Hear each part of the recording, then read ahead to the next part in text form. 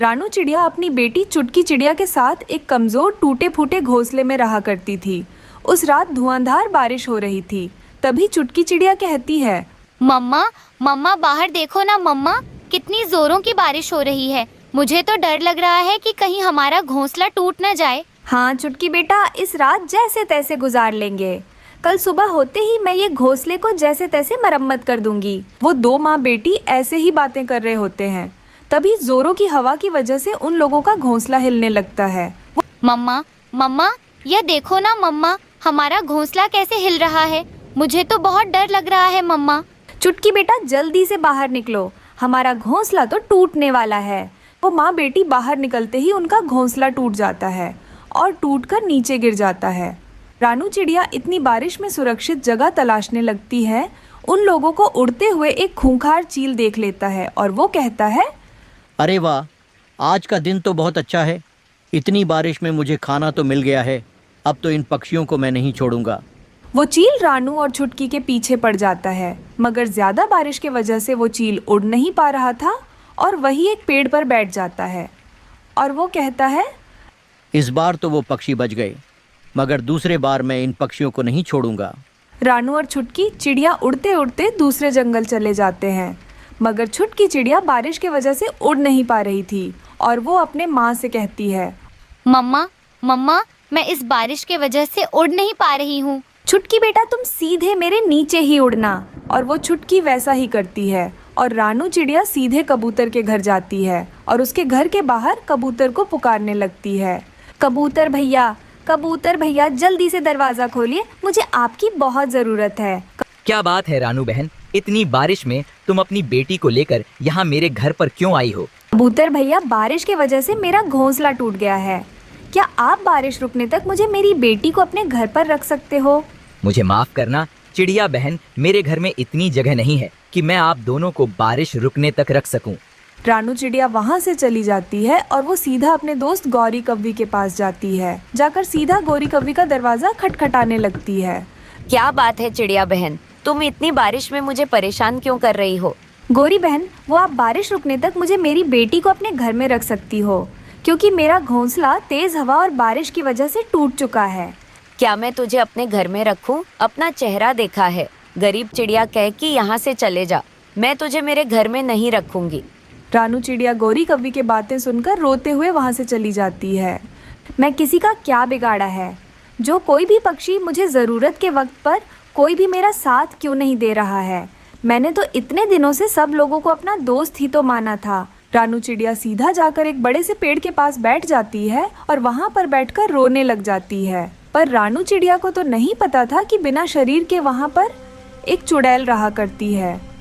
वो चुड़ैल पेड़ के खोकर के अंदर आराम कर रही थी। तभी रानू चिड़िया के चूचू की आवाज़ सुनकर वो चुड़ैल जाग जाती है और वो चुड़ैल कहती है, ये कौन है जो मेरी नींद को खराब कर रहा है?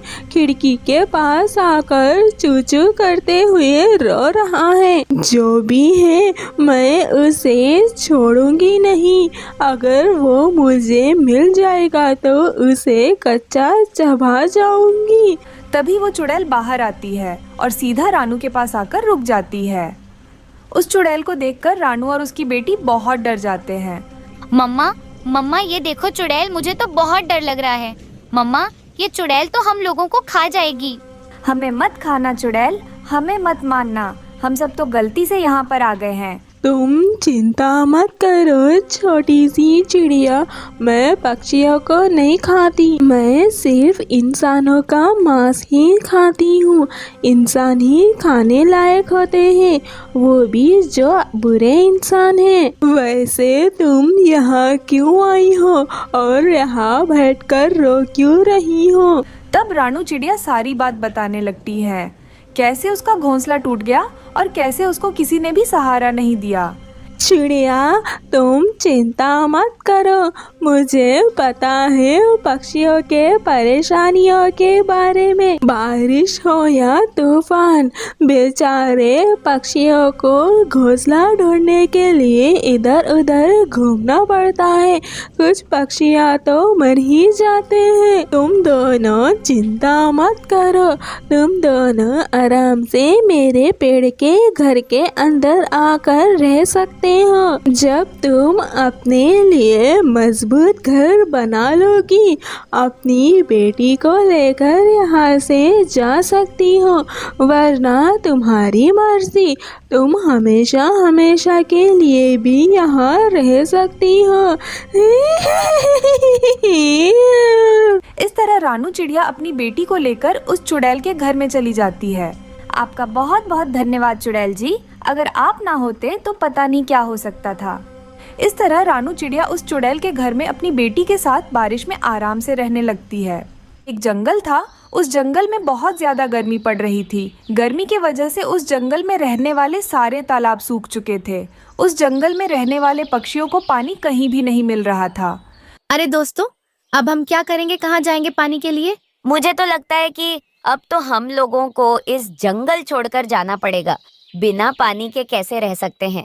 अरे दोस्तों, पानी के लिए हम लोग हमारे घर कैसे छोड़कर जा सकते हैं? चलो रानू के पास चलते हैं। रानू के पास कुछ ना कुछ बचा हुआ पानी होगा, उससे ले लेंगे। दूसरी तरफ रानू चिड़िया अपने घर में अपने बेटी के साथ बैठी हुई थी। क्या हुआ गुड़िया बेटा, तुम क्यों इतनी नाराज लग रही हो? मुझे बताओ तो। मम्मा, आप तो मुझे बाहर खेलने के लिए जाने ही नहीं दे रहे हो, तो मैं क्या करूं? घर बैठे बैठे, इसीलिए मैं आपसे बहुत नाराज हूँ। बेटा, आपने बाहर देखा है ना, कितनी ज्यादा धूप पड़ रही है। अगर आप इतनी धूप में जाकर खेलोगे तो आपकी तबीयत भी खराब हो सकती है, इसीलिए मैंने आपको बाहर जाने नहीं दिया। वो दोनों ऐसे बातें कर रहे होते हैं, तभी रानू के घर पर लूसी, गोरी और हरियाली आते हैं। क्या बात है दोस्तों, तुम इतनी धूप में मेरे घर पर क्यों आए हो? क्या बताए रानू, धूप के वजह से जंगल में रहने वाले सारे तालाब सूख चुके हैं। हमारे पास तो एक घड़ा पानी भी नहीं है। क्या तुम थोड़ा सा पानी हम लोगों को दे सकती हो? हाँ दोस्तों, क्यों नहीं, मेरे पास एक घड़ा पानी है, आप लोग आपस में बांट लेना। तुम्हारा बहुत बहुत धन्यवाद रानू, अगर तुम ना होती तो पता नहीं हम लोगों का क्या होता। मगर रानू बहन, आज तो तुम पानी दे रही हो, पर कल से हम लोग कहाँ जाएंगे पानी के लिए? जंगल में तो कहीं पर भी पानी नहीं मिल रहा है। हाँ दोस्तों, मैं भी इसी के बारे में ही सोच रही थी। कल मैं कुछ काम के लिए दूसरे जंगल जा रही हूँ, वहाँ पर जाकर पता करूँगी कि हम लोगों को पानी कहाँ से मिल सकता है। इस तरह अगले दिन सुबह होते ही रानू चिड़िया अपने दोस्त उल्लू से मिलने के लिए जाती है। उल्लू भैया, क्या आपको पता है पानी का तालाब कहाँ मिल सकता है? हमारे जंगल में तो सारे तालाब सूख चुके हैं। हाँ रानू बहन, मुझे पता है। मैंने तो अभी अभी पता किया है कि पानी का तालाब कहाँ पर है। यहाँ से कुछ दूर जाने पर तुमको पानी का तालाब मिल जाएगा। आपका बहुत बहुत धन्यवाद उल्लू भैया। हमारे जंगल के पक्षी तो पानी के लिए भटक रहे हैं, आपने तो बहुत बड़ी मदद की है। रानू चिड़िया अपने जंगल वापस आ जाती है, आकर लूसी को सारी बात बताने लगती है। तुम्हारा बहुत बहुत धन्यवाद रानू बहन, तुमने तो बहुत बड़ी मुसीबत से हम लोगों को निकाला है। इस तरह शाम हो जाती है। शाम होते ही उसी जंगल में रहने वाली एक बूढ़ी कौवी वहाँ पर पानी लेने के लिए जाती है, पर किसी पक्षी को भी पता नहीं था कि वहाँ पर एक चुड़ैल रहती है जो कोई भी वहाँ पर पानी लेने के लिए जाता है। चुड़ैल उसे मारकर खा जाती है और उसे पानी को भी पी लेती है। तभी वहाँ पर बूढ़ी कौवी आती है, आकर अपना मटका भरने लगती है। जैसे ही अपना मटका भरती है, तभी वहाँ पर चुड़ैल आ जाती है और उसे कहती है, तुम्हारी इतनी हिम्मत जो तुम यहाँ से पानी ले जा रही हो, रखो, वापस पानी यहीं रखकर चली जाओ, वरना मैं तुम्हें छोड़ूंगी नहीं। पर वो बूढ़ी कौवी उस चुड़ैल की बात नहीं सुनती और वो मटका लेकर वहाँ से भागने लगती है। पर वो चुड़ैल उस कौवी के पीछे पड़ जाती है और उसको पकड़ लेती है। मैंने तुम्हें पहले ही बोला है, इस पानी को तुम यहाँ से नहीं ले जा सकती हूँ। तुम मेरी बात मानोगी नहीं। अब देखो मैं तुम्हारा क्या हाल करती हूँ। ऐसा कहकर वो चुड़ैल उस कौवी को खा जाती है और उसका सारा पानी पी लेती है। दूसरी तरफ लूसी और हरियाली मिलकर गोरी के घर जाते हैं। गोरी, गोरी, जल्दी बाहर आओ। अरे गोरी, जल्दी चलो ना, चलते हैं। सुबह होने से पहले जाकर पानी ले आते हैं। हाँ हाँ लूसी बहन, मैं अभी मेरा मटका लेकर आती हूँ। इस तरह वो तीनों मिलकर पानी लेने के लिए उस तालाब के पास जाते हैं। वहाँ पर जाकर वो तीनों अपना अपना मटका भर लेते हैं। तभी वहाँ पर चुड़ैल आ जाती है। अरे बाप रे, ये तो चुड़ैल है। दोस्तों, यहाँ से भागो, वरना ये चुड़ैल हम लोगों को खा जाएगी। इस तरह वो लोग वहाँ पर मटके छोड़कर भाग जाते हैं और सीधा रानू के पास आते हैं। क्या बात है पक्षियों, इतनी रात पर तुम लोग मेरे घर पर क्यों आए हो? अरे रानू बहन, उस तालाब के पास तो चुड़ैल है। हम लोग तो हमारे मटके वहाँ पर ही छोड़कर आ गए हैं, वरना वो चुड़ैल हम लोगों को खा जाती। रानू बहन, वहाँ पर चुड़ैल है। अब तो तुम्हें ही कुछ ना कुछ उपाय सोचना पड़ेगा, वरना हम लोग तो प्यासे ही मर जाएंगे। हाँ दोस्तों, अब तो कुछ न कुछ करना पड़ेगा। मेरे पास एक उपाय है। ऐसा कहकर रानू चिड़िया चुड़ैल को कैसे मारना है सारी बात बताती है। अरे वाह रानू बहन, तुम्हारा उपाय तो बहुत अच्छा है। हम लोग ऐसा ही करेंगे। ऐसा कहकर रानू चिड़िया तुरंत एक मटका लेकर उस तालाब के पास पहुंच जाती है। पहुंचकर अपना मटका भर लेती है। मटका भरते ही वहां पर चुड़ैल आ जाती है। मुझे माफ करना चुड़ैल, हम पक्षियों को पानी की बहुत जरूरत है। ऐसा कहकर रानू चिड़िया वो मटका लेकर वहां से भाग जाती है। दूसरे तरफ बाकी सारे पक्षी मंदिर जाकर दूसरे मटके में गंगा जल पानी मिला देते हैं। मिलाकर पूजा करने लगते हैं, पर वो चुड़ैल तो रानू के पीछे पड़ जाती है। दूसरी तरफ गौरी गंगा जल मिलाया हुआ पानी लेकर एक बड़े से पेड़ पर खड़ी हुई थी। तभी रानू आकर मटका बदल देती है। बदलकर गंगा जल का मटका लेकर सीधा चुड़ैल के पास चली जाती है। मैंने तुम पक्षियों को कितनी बार कहा है कि यहाँ पर मत आना, लेकिन तुम पक्षियाँ मेरी बात नहीं मानते हो। अब देखो मैं क्या करती हूँ, जंगल के सभी पक्षियों को मार दूंगी। मुझे माफ करना चुड़ैल, मैंने गलती से उस तालाब से पानी ले लिया है। ये लो तुम्हारा पानी, तुम पी लेना। वो चुड़ैल वो पानी को पी लेती है। पीते ही जलकर भस्म हो जाती है। इस तरह सारे पक्षी मिलकर उस चुड़ैल का खात्मा करते हैं और आराम से गर्मी के मौसम में उस तालाब से पानी ले जाते हैं। बच्चों, ये देखो, मैं तुम दोनों के लिए स्वादिष्ट दाने लेकर आई हूँ। जल्दी से अब इसको खा लो। माँ, आपने कहा था ना चंदा मामा को साथ में लेकर आओगी। माँ, हमें चंदा मामा चाहिए, लेकर आओ ना माँ। बच्चों, जरूरी काम पर चंदा मामा कहीं और गए हैं। आज नहीं आ पाएंगे, कल आ जाएंगे। अब तुम दोनों भोजन कर लो। माँ, तुम हर दिन ऐसा ही बहाना बना देती हो। आज हम दोनों तुम्हारी बात नहीं मानेंगे। आज तो हमको चंदा मामा चाहिए। रानू चिड़िया को कुछ भी समझ नहीं आता है। वो जल्दी से अपने बच्चों को लेकर कहीं निकल पड़ती है। वो देखो बच्चों, हमसे चंदा मामा कितने दूर है। चलो, मैं तुम दोनों को कहीं और ले चलती हूँ। ये कहकर रानू चिड़िया अपने दोनों बच्चों को नदी के पास ले आती है। उस पानी में चांद की परछाई साफ साफ नजर आ रही थी, जहाँ से हम सब चंदा मामा को पास से देख पाएंगे। माँ, आपने सही कहा था, चंदा मामा बहुत पास आ गए। बच्चों की खुशी का ठिकाना नहीं था। बच्चों को खुश देखकर रानू चिड़िया भी बहुत खुश हो जाती है। फिर घर लौटकर दोनों बच्चों ने पेट भर दाना खाया और आराम से सो गए। तभी वहाँ पर लूसी नाम की कबूतरी आती है और रानू से कहती है, चिड़िया रानी, मुझे बहुत भूख लग रही है, खाने के लिए कुछ दे दो। बच्चों को खिलाने के बाद रानू चिड़िया के पास खुद के लिए कुछ दाने बचते हैं। रानू मन में सोचती है, माँ हमेशा कहती थी कि खुद का पेट भरने से पहले दूसरे का सोचना चाहिए। आज वो मौका मिल गया। रानू चिड़िया उन बचे हुए दानों को लूसी कबूतरी को दे देती है। तुम्हारा बहुत बहुत धन्यवाद दोस्त, तुम बहुत अच्छी हो। ऊपर वाला तुम्हारा हमेशा भला करे। ऐसा कहकर लूसी वहाँ से चली जाती है। आखिर ये कबूतरी कौन थी? यूं आई और यूं गई। कभी मैंने इसको इस जंगल में नहीं देखा। तभी रानू की नजर एक छड़ी पर पड़ती है। अरे वाह, ये छड़ी कहाँ से आई? ये तो बहुत सुंदर लग रही है। रात बीत जाती है और सुबह हो जाती है। अगले दिन उस छड़ी के बारे में जानने के लिए रानू चिड़िया अपनी दोस्त हरी तोती के पास जाती है। वहाँ पर हरी तोती फूट फूट कर रो रही थी, क्योंकि उसका पति मिट्ठू तोता को एक चील ने हमला कर दिया था। हरी तोती, तुम रो मत, तुम्हारे पति पहले जैसे बिल्कुल ठीक हो जाएंगे। तुम चिंता मत करना। रानू ऐसा कहते ही मिट्टू तोता सच में उठकर खड़ा हो जाता है। अरे रानू, ये कौन सा चमत्कार है? क्या तुम्हारे पास कोई जादू है? हरी तोती, मैं ये जादू वदू कुछ नहीं जानती। यही सोचकर मैं हैरान हूँ कि ये सब आखिर कैसे हुआ।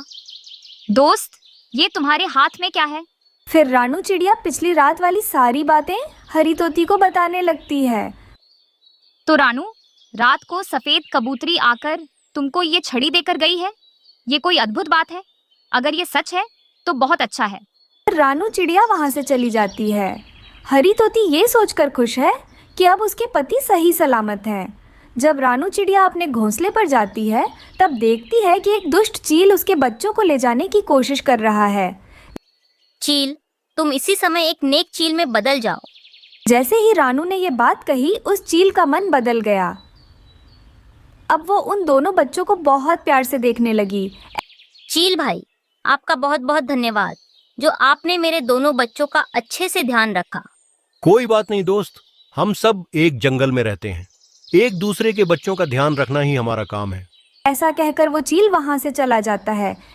अरे वाह, ये जादुई छड़ी तो बहुत ही चमत्कारी है। इस छड़ी को ऊपर वाले ने मुझे दिया। ऐसे ही कुछ दिन बीत जाते हैं। अब जंगल में सब पक्षियों को पता चल जाता है कि रानू के पास एक जादुई छड़ी है। एक दिन वहाँ पर गोरी कौवी भी आती है और रानू से कहती है, रानू, मेरी सेहत ठीक नहीं रहती। अगर मुझे कुछ हो गया तो मेरे बच्चों का क्या होगा? मुझ पर बस इतनी कृपा कर दो कि मैं पूरी तरह ठीक हो जाऊं। फिर रानू चिड़िया गौरी कवि को ठीक कर देती है। गौरी कवि बहुत खुश हो जाती है। रानू दोस्त, तुम्हारा बहुत बहुत धन्यवाद। रात हो जाती है। दोनों बच्चे फिर से चंदा मामा के लिए जिद करने लगते हैं। फिर रानू चिड़िया अपनी जादुई छड़ी से चंदा मामा को पास बुलाती है। अरे वाह, चंदा मामा आ गए, चंदा मामा आ गए। बच्चों, रोज जिद किए बिना अगर माँ की बात मानोगे तो मैं तुम दोनों से मिलने रोज आया करूँगा। बच्चे चंदा मामा की बात मान लेते हैं। फिर चंदा मामा रोज बच्चों से मिलने आया करते हैं। ऐसे ही कुछ दिन बीत जाते हैं। रानू चिड़िया उस जादुई छड़ी से कई सारे पक्षियों की मदद करती है और अपने लिए एक सुंदर सा घोंसला भी बना लेती है। फिर अपने दोनों बच्चों के साथ खुशी खुशी उस घोंसले में रहने लगती है। टुन्नू चिढ़ा और रानू चिड़िया बहुत गरीब पक्षी थे। टुन्नू जंगल में लोहा इकट्ठा करके लोहे को बेचकर अपना घर चलाता था और अपनी बेटी गुड़िया को भी सरकारी स्कूल में पढ़ाता था। उस जंगल के आखिरी हिस्से में एक बंद पड़ी रेलगाड़ी थी। रेलगाड़ी के पास ही रानू चिड़िया का टूटा फूटा घर था। हर रोज की तरह रानू चिड़िया जल्दी से उठकर अपनी बेटी को स्कूल भेजने के लिए तैयार कर रही थी। टुन्नू चिड़ा हर रोज की तरह छोटा मोटा लोहा ढूंढने के लिए रेलगाड़ी के अंदर जाता है। कालू कौवा आता है। टुन्नू, यहाँ क्या कर रहे हो? रेलगाड़ी के अंदर का लोहा चुरा रहे हो? कालू, इसमें चोरी करने की क्या बात है? ये रेलगाड़ी कब से बंद पड़ी है? अच्छा, सही बात है। वैसे भी यहाँ की चीजें किसी को काम नहीं आएंगी। अगर तुम्हें काम आ रही हैं तो तुम ही ले जाओ। कालू कौवा वहाँ से चला जाता है। टुन्नू चिड़ा वहाँ से थोड़ा बहुत लोहा लेकर घर वापस चला जाता है। रानू चिड़िया अपनी बेटी को स्कूल भेजकर घर का काम कर रही थी। टुन्नू जी, क्या आज आपको लोहा मिला? नहीं रानू, आज उतना ज्यादा लोहा नहीं मिला, बस छोटे छोटे लोहे के टुकड़े मिले। वैसे टुन्नू जी, बारिश कभी भी हो सकती है। हमें जल्दी से अपने घर की मरम्मत करनी होगी। हाँ रानू, लेकिन अब तो मेरे पास इतने पैसे नहीं हैं। थोड़े दिन बाद जब लोहा बेचकर पैसे आ जाएंगे तो मैं हमारे घर की मरम्मत करवा दूंगा। दूसरे दिन दोपहर को जोरदार बारिश शुरू हो जाती है। बारिश के कारण गुड़िया स्कूल से वापस घर आ जाती है और टुन्नू भी जल्दी से घर लौट आता है। तभी उनका घर बारिश सहन नहीं कर पाता और टूट जाता है। टुन्नू जी, हमारा घर टूट गया। अब हम अपनी बेटी गुड़िया को लेकर कहाँ जाएंगे? रानू, अब मुझे भी कुछ समझ नहीं आ रहा है। शायद हमारे नसीब में यही लिखा है। तभी बारिश में कालू कौवा एक छाता लेकर जा रहा होता है। वो उन्हें देखकर उनके पास आता है। अरे टुन्नू, तुम्हारा घर तो बारिश में टूट गया है। अब तुम क्या करोगे? अपनी बीवी और बेटी को लेकर कहाँ जाओगे? पता नहीं कालू, मुझे क्या करना चाहिए, अब कुछ भी समझ में नहीं आ रहा। टुन्नू, क्यों ना तुम अपनी बीवी और बेटी को लेकर मेरे घर आ जाओ। नहीं कालू, तुमने मेरे लिए इतना सोचा, यही काफी है। अगर आज हम तुम्हारे घर में रहेंगे तो कल भी बारिश शुरू होगी, तब हम कहाँ जाएंगे? घर बनाने में बहुत समय लगेगा। हाँ टुन्नू, तुम सही कह रहे हो। ठीक है, जाने दो, ये छाता तो रख लो। कालू कौवा उन्हें छाता देकर चला जाता है। टुन्नू जी, आपने 2 दिन पहले कहा था ना कि हमारे घर के पास ही एक टूटी फूटी रेलगाड़ी है। क्यों ना हम तीनों बारिश रुकने तक उसी के अंदर रहे। अरे वाह रानू, तुमने तो बहुत अच्छा उपाय बताया। जल्दी से चलो, हम अभी चलते हैं, वरना गुड़िया बारिश में भीगकर बीमार पड़ जाएगी। टुन्नू उन्हें रेलगाड़ी के अंदर ले आता है। फिर वो छाता लेकर अपने टूटे हुए घर से ज़रूरत का सामान ले आता है, जैसे कि चूल्हा, बर्तन और कुछ खाने की चीज़ें। रानू चिड़िया अपने पति और बेटी के लिए उस ट्रेन में ही खाना बनाती है। उस रात वे तीनों भोजन करके आराम से सो जाते हैं। दूसरे और तीसरे दिन लगातार बारिश होती रहती है। रानू, ये रेलगाड़ी कई दिनों से बंद पड़ी है, यहाँ कोई आता जाता भी नहीं। क्यों ना इसी में हम हमेशा के लिए अपना घर बना लें। मगर टुन्नू जी, हम सब यहाँ ऐसे कैसे रह सकते हैं? रानू, अब मेरे पास घर बनाने के लिए ना तो पैसे हैं और ना ही कोई अच्छी नौकरी। हाँ टुन्नू जी, वैसे यहाँ हम सुरक्षित रह सकते हैं। रानू, जब मुझे अच्छी नौकरी मिल जाएगी और मेरे पास अच्छे खासे पैसे होंगे, तब मैं हमारे लिए एक अच्छा मजबूत घर बना लूंगा। तब तक हम यहीं रहेंगे। उस दिन के बाद से टुन्नू चिड़ा अपने परिवार के साथ उस रेलगाड़ी में खुशी खुशी रहने लगता है। दूर किसी जंगल में कई सारे तरह तरह के पक्षी रहा करते थे। वो सभी पक्षी उस जंगल में बहुत ज़्यादा खुश थे, क्योंकि उस जंगल में खाने पीने की कोई कमी नहीं थी। इसीलिए उस जंगल के पक्षी सब बेफिक्र रहते थे। उसी जंगल में रहने वाली रानू चिड़िया एक कमज़ोर घर में रहती थी। ऐसा करती हूँ, पहले भोजन ढूंढ कर ले आती हूँ। क्या पता सारे पक्षी अपना अपना भोजन लेकर चले जाएं, फिर बाद में मुझे भोजन ही ना मिले। ऐसा सोचकर रानू जंगल में भोजन लेने के लिए चली जाती है। उसके जाते ही ज़ोरों की बारिश शुरू हो जाती है। चिड़िया का घोंसला कमज़ोर होने के कारण हवाओं की वजह से ज़ोर ज़ोर से हिलने लगता है और नीचे गिर के टूट जाता है।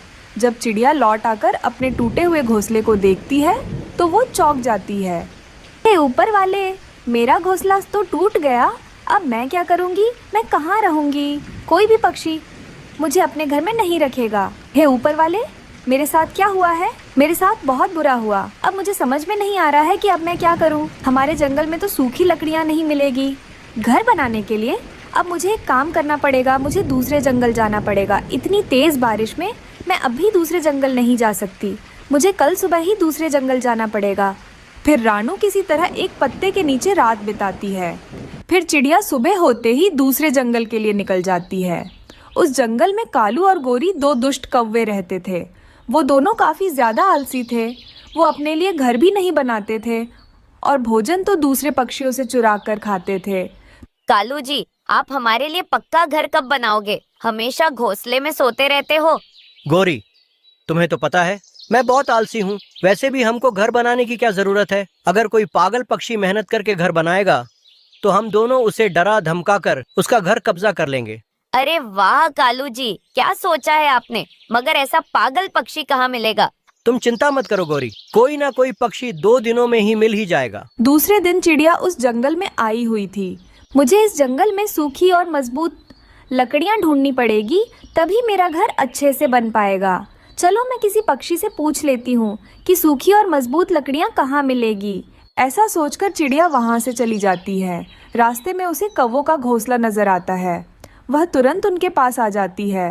कौवो, मुझे तो आप इस जंगल के लग रहे हो। मुझे बस इतना बता दीजिए कि सूखी लकड़ियाँ कहाँ मिलेगी। मैं दूसरे जंगल से आई हूँ। बारिश की वजह से मेरा घोंसला टूट गया है। इस जंगल में मैं मजबूत घर बनाकर रहना चाहती हूँ। अरे वाह चिड़िया, यहाँ से तुम सीधी जाओ, वहाँ पर तुम्हें एक पेड़ मिल जाएगा। उधर ही तुम्हें सूखी लकड़ियाँ भी मिल ही जाएंगी। तुम दोनों का बहुत बहुत धन्यवाद। फिर चिड़िया वहाँ से सूखी लकड़ियाँ लेने के लिए चली जाती है। देखा कालू जी, आपने यह पागल चिड़िया ढूंढते हुए हमारे पास आ ही गई। हाँ गोरी, अब जल्दी से इसे मेहनत करके घर बनाने दो, फिर हम दोनों इसे डरा धमका कर इसका घर छीन लेंगे। और कालू जी चिड़िया को धक्के मार के बाहर निकालेंगे। फिर रानू चिड़िया को एक जगह ढेर सारे सूखी लकड़ियाँ दिखाई देती हैं। अरे ये क्या, ये लकड़ियाँ तो काफ़ी ज़्यादा कमज़ोर लग रही हैं। अब मैं क्या करूँगी? चलो मैं इसी से ही घर बना लेती हूँ। बारिश कभी भी शुरू हो सकती है। कमज़ोर घर बनेगा तो भी कुछ दिन तक तो चल जाएगा। फिर मैं मजबूत घर बना लूंगी। ऐसा सोचकर रानू चिड़िया उन कमजोर लकड़ियों से अपने लिए घर बना लेती है। अरे वाह, जैसे मैंने सोचा था बिल्कुल घर वैसा ही बनाया है। अंदर से तो बहुत ज्यादा सुंदर लग रहा है। थोड़ी देर बाद वो दुष्ट कौवे चिड़िया के घर आते हैं।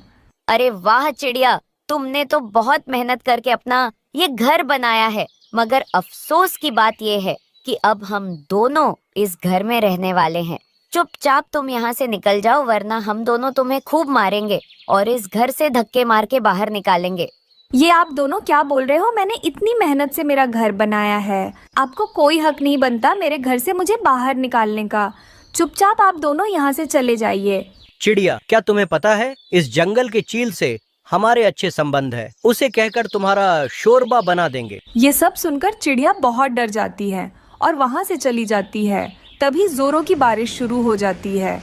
चिड़िया एक घने पेड़ के नीचे आकर बैठ जाती है और रोने लग जाती है। मेरे साथ हमेशा ऐसा ही क्यों होता है? पहले जिस जंगल में रहती थी वहाँ मेरा घोंसला टूट गया और यहाँ आकर मैंने मेहनत से घर बनाया तो उन कौवों ने मेरा घर ही कब्जा कर लिया। अब मैं क्या करूँगी? इतनी तेज बारिश में कहाँ जाऊँगी? तभी चिड़िया को वहाँ पर पड़े हुए ढेर सारे बांस की लकड़ियाँ दिखाई देती हैं। चिड़िया उन लकड़ियों से घर बनाने के बारे में सोचती है। क्यों ना मैं बांस का घर बना लूँ। बांस का घर तो बहुत ही ज़्यादा मजबूत और टिकाऊ होता है। ऐसा सोचकर चिड़िया बांस का घर बना लेती है। दूसरी तरफ चिड़िया का पुराना घर काफ़ी ज़्यादा कमज़ोर होने के कारण बारिश में टिक नहीं पाता, वो टूट जाता है। उसके नीचे कौवे दबकर उधर ही मर जाते हैं। चिड़िया बारिश के मौसम में अपने बांस के घर में आराम से रह रही थी क्योंकि अब उसे परेशान करने वाला कोई नहीं था। एक जंगल था। उस जंगल में ढेर सारे पक्षियाँ रहने के लिए आए हुए थे। उस जंगल में रहने वाली रानू चिड़िया ने अभी तक घर नहीं बनाया था। वो अपनी बेटी के साथ एक छोटे से घोंसले में रहा करती थी। मम्मा मम्मा, हम लोग अपना घर कब बनाएंगे मम्मा? छुटकी, बेटा तुम चिंता मत करो। हम लोग अभी अभी आए हैं ना इस जंगल में रहने के लिए। जल्दी ही मैं एक मजबूत सा अच्छा सा घर बना लूँगी। इस तरह रात हो जाती है, पर उन पक्षियों को नहीं पता था कि उस जंगल में एक सरकटी चुड़ैल रहती है। वो पक्षियों को मारकर खाती है। रात होते ही वो चुड़ैल पक्षियों को ढूंढने लगती है खाने के लिए। वहीं पर एक पेड़ पर कालू और कलुआ कौवा बातें कर रहे थे, पर उन्हें नहीं पता था कि जंगल में चुड़ैल है। भूरे, ये जंगल तो बहुत अच्छा है। यहाँ पर हम लोग घर बनाकर बहुत अच्छे से रह सकते हैं। हाँ कालू, मैं भी कल जंगल जाकर लकड़ियां इकट्ठे करके एक मजबूत सा घर बनाऊंगा। इस जंगल में तो खाने की कोई कमी नहीं है। हम लोग आराम से रह सकते हैं। हाँ कालू। वो दोनों ऐसे बातें कर रहे होते हैं, तभी वहाँ पर सरकटी चुड़ैल आने लगती है। उस चुड़ैल को आते हुए कालू कौवा देख लेता है और वो कहता है, अरे बाप रे, ये किसका सर है और वो हमारे तरफ क्यों आ रहा है? अरे कालू, ये तो चुड़ैल है। ये तो हमारी तरफ ही आ रही है। कालू, भाग यहाँ से। कालू और कलुआ वहाँ से भाग जाते हैं, पर उस चुड़ैल उनका पीछा नहीं छोड़ती। वो बहुत ऊंची उड़ान उड़ते हैं, लेकिन उस चुड़ैल उनके पीछे ही पड़ी रहती है। तभी कालू कौवा कलवे से कहता है, अरे कलुआ, तू घने जंगल की तरफ चला जाना, मैं दूसरी तरफ चला जाता हूँ, वरना ये चुड़ैल हम दोनों को मिलाकर खा जाएगी। कालू ने जैसा कहा, कलुआ घने जंगल में चला जाता है और वहाँ से भाग जाता है, लेकिन वो चुड़ैल कालू का पीछा नहीं छोड़ती। कालू भागा भागा रानू के पास जाता है और वो रानू को सारी बात बताने लगता है। क्या इस जंगल में चुड़ैल है? अरे बाप रे, अब हम लोग कहाँ जाएंगे, क्या करेंगे? इतनी रात हो चुकी है। हाँ रानू, तुम जल्दी से अपनी बेटी को लेकर आ जाना। कबूतर का घर बहुत मजबूत है, हम लोग वहीं पर जाकर छुप जाएंगे सुबह होने तक। अरे बाप रे, वो चुड़ैल यहीं पर ही आ रही है। रानू, तुम अपनी बेटी को लेकर आ जाना, मैं यहाँ से जा रहा हूँ। कालू कौवा ऐसा कहकर वहाँ से भाग जाता है।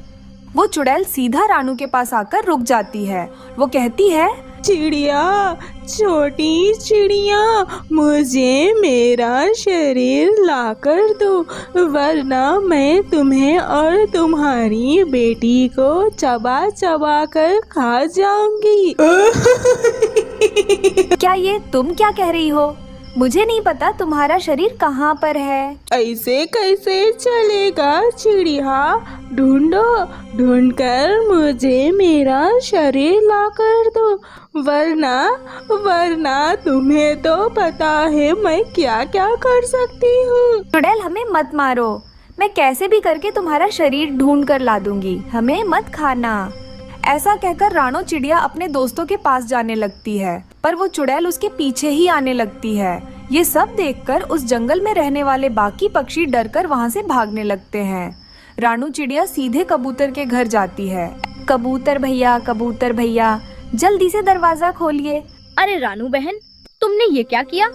चुड़ैल को सीधा यहाँ पर क्यों लेकर आई हो? चुड़ैल तो हम सबको खा जाएगी, अब हम क्या करेंगे? अरे दोस्तों, अब हमें ही कुछ ना कुछ करना पड़ेगा, वरना ये चुड़ैल हम सबको जीने नहीं देगी। ये हम सबको और हमारे बच्चों को खा जाएगी। पर रानू, हम सब क्या कर सकते हैं? हम सब तो पक्षियां हैं ना, हम सब उस चुड़ैल का मुकाबला कैसे करेंगे? दोस्तों, तुम लोग चिंता मत करना, मैंने सोच लिया है इस चुड़ैल का क्या करना है। ऐसा कहकर रानू चिड़िया सारी बात अपने दोस्तों को बताने लगती है। अरे वाह रानू, तुम्हारा उपाय तो बहुत अच्छा है। हम लोग ऐसे ही करेंगे। मैं और लूसी मंदिर जाते हैं, तुम भी जल्दी से जाओ, आज इस चुड़ैल का खात्मा जरूर करेंगे। ऐसा कहकर रानू, कबूतर, कालू उस चुड़ैल को वहाँ से लेकर जाते हैं और दूसरी तरफ लूसी, हरियाली, कबूतरी मिलकर बच्चों को लेकर सीधा मंदिर जाते हैं और पूजा करने लगते हैं। और रानू चिड़िया उस चुड़ैल को सीधा एक पेड़ के खोखर के पास ले आती है। चुड़ैल जी, इस पेड़ के अंदर आपका शरीर मिल जाएगा, सीधा आप इस पेड़ के अंदर जाइए। और वो चुड़ैल सीधा पेड़ के अंदर जाती है और वो चुड़ैल जाते ही कबूतर और कालू मिलकर एक बड़ा पत्थर लेकर आते हैं और उस पेड़ के खोखर के पास डाल देते हैं। ये तुम सब मेरे साथ क्या कर रहे हो? यहाँ तो मेरा शरीर कहीं भी दिखाई नहीं दे रहा है। मुझे बाहर निकालो, मुझे जल्दी से बाहर निकालो, वरना मैं तुम सबको मार दूंगी। तभी वहाँ पर लूसी, हरियाली, गोरी आते हैं और साथ में गंगा जल लेकर आते हैं। आते ही सीधा उस पेड़ पर गंगा जल को छिड़कने लगते हैं। ये क्या हो रहा है मेरे साथ? मुझे बचाओ, मेरा सर क्यों जल रहा है? कोई है, कोई मुझे बचाओ, बचाओ। तभी वो चुड़ैल आग में जलकर भस्म हो जाती है। इस तरह सारे पक्षियां मिलकर उस चुड़ैल का खात्मा करते हैं।